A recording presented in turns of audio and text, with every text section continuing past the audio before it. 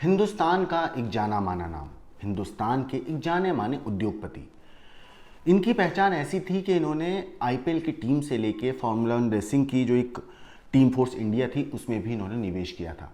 Airline से लेके media house तक, रियल एस्टेट से लेके फाइनेंशियल सर्विसेज तक, हर फील्ड में इनका कहीं ना कहीं निवेश था। एक नाम पे इनकी तूती बोलती थी। हिंदुस्तान के जाने मारे कारोबारी घराने में से थे, मगर एक लेटर ने इनकी ज़िंदगी को पूरा बदल दिया, आसमान से इन्हें फर्श पे ला के रख दिया। नमस्कार, मेरा नाम है मोहम्मद आसिम और आप देख रहे हैं क्राइम तक। आज जिस कहानी के बारे में मैं आपको बताने जा रहा हूँ, जिस चीज़ के बारे में मैं आज आपको बताने जा रहा हूँ, जिस खबर के बारे में मैं आपने बताने जा रहा हूँ, वो दुखद खबर है। असल में सहारा ग्रुप के प्रमुख सुब्रतो रॉय सहारा का निधन हो चुका है। उन्होंने मुंबई के कोकिलाबेन अस्पताल में 75 साल की उम्र में अपनी आखिरी सांस ली। रिपोर्ट्स के मुताबिक कहा जा रहा है कि लखनऊ में उनका अंतिम संस्कार होगा।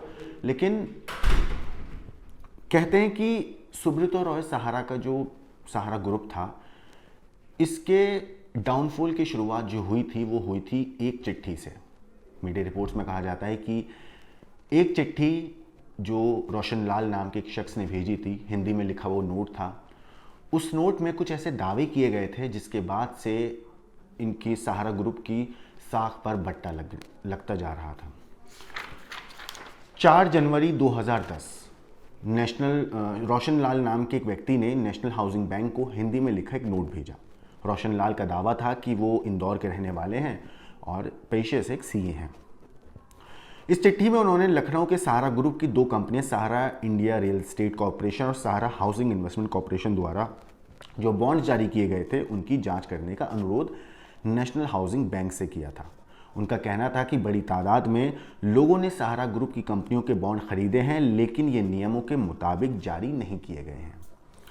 नेशनल हाउसिंग बैंक के पास इस तरह के आरोपों की जांच करने का अधिकार था नहीं, इसलिए उन्होंने ये चिट्ठी कैपिटल मार्केट रेगुलेटर यानी कि सेबी को फॉरवर्ड कर दी थी। और 1 महीने के बाद सेबी को अहमदाबाद की एक advocacy group, professional group for investor protection की तरफ से भी इसी तरह का एक नोट मिला था। इसके बाद सेबी ने 24 नवंबर 2010 को सहारा ग्रुप के किसी भी रूप से पब्लिक से पैसे जुटाने पर पाबंदी लगा दी थी। और इसके बाद ये मामला सुप्रीम कोर्ट तक पहुंचा और कोर्ट ने सहारा ग्रुप को निवेशकों के पैसे 15% सालाना ब्याज के साथ लौटाने का आदेश दिया। और जो ये रकम थी टोटल कुल रकम थी 24,029 करोड़ रुपए। इसके बाद साल 2012 में सुप्रीम कोर्ट ने अपने फैसले में कहा था कि सहारा समूह की कंपनियों ने सेबी कानूनों का उल्लंघन किया है। कंपनियों ने कहा कि उन लाखों भारतीयों से पैसे जुटाए गए जो बैंकिंग सुविधा का लाभ नहीं उठा सकते हैं। सहारा ग्रुप की कंपनियां निवेशकों को भुगतान करने में विफल रहीं। इसके बाद अदालत ने सुब्रतो रॉय जो थे उनको जेल भेज दिया था। तकरीबन 2 साल से ज़्यादा वक्त तक वो जेल में रहे। उसके बाद 6 मई 2017 को उन्हें पेरोल मिली। पहली बार जब उनकी माँ की डेथ हुई तो अपनी माँ के अंतिम संस्कार में शामिल होने के लिए साल 2017 में 6 मई को उन्हें पेरोल दी गई। हालांकि बाद में ये पेरोल की जो मियाद थी वो बढ़ती गई।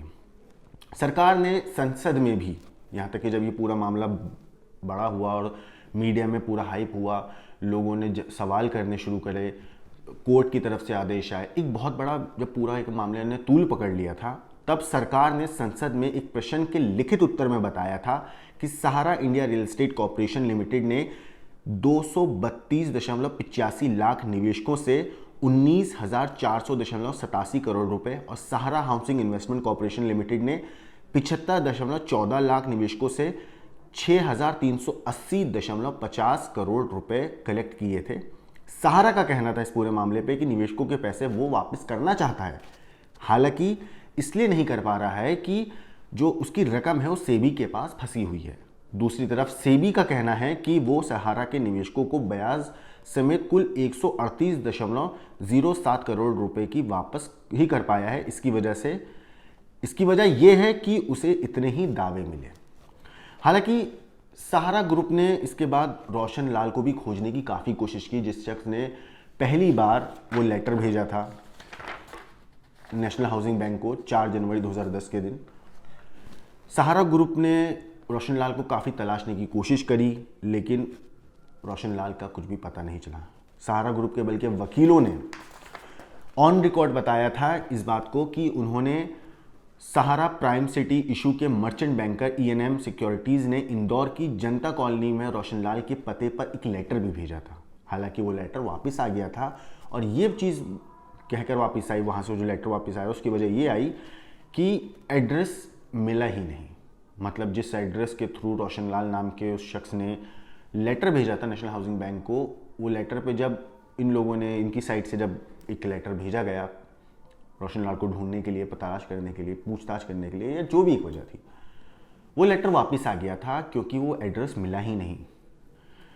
बहरहाल उसमें लिखा गया कि एड्रेस मिला नहीं। इतना ही नहीं, इस मामले में जो लोग ज़्यादा ही इंटरेस्ट थे या जिनके पैसे फंसे हुए थे, या अलग अलग मीडिया हाउस के कुछ लोग जो इन्वेस्टिगेशन करना चाहते थे अपनी तरफ से स्टोरीज़ के लिए, या पुलिस के थ्रू भी अलग अलग तरीके से कई लोग जो इस मामले में रुचि रखते थे, उन्होंने भी रोशन लाल को खोजने की काफ़ी कोशिश करी, लेकिन वो नहीं मिले। हालांकि जानकारियों का कहना है कि रोशन लाल नाम का कोई शख्स था ही नहीं जिसने वो लेटर भेजा है, बल्कि वो किसी कॉर्पोरेट प्रतिद्वंदी का हो सकता है कि किसी ने इस वजह, किसी को, जाहिर सी बात है जो ये गड़बड़ चल रही थी, घोटाला चल रहा, घोटाला कहना ठीक रहेगा नहीं रहेगा ये चीज़ आप लोग डिसाइड करिएगा, लेकिन जो कुछ भी गड़बड़ी चल रही थी बॉन्ड्स को लेके या निवेशकों की जितना भी सब चीज़ें हो रही थी, उस चीज़ को लेके हो सकता है कि इनके किसी कॉम्पिटिटर को उस चीज़ की भनक लग गई, जानकारी लग गई, और उसने रोशन लाल बनकर ये लेटर नेशनल हाउसिंग बैंक को भेजा, क्योंकि रोशन लाल कभी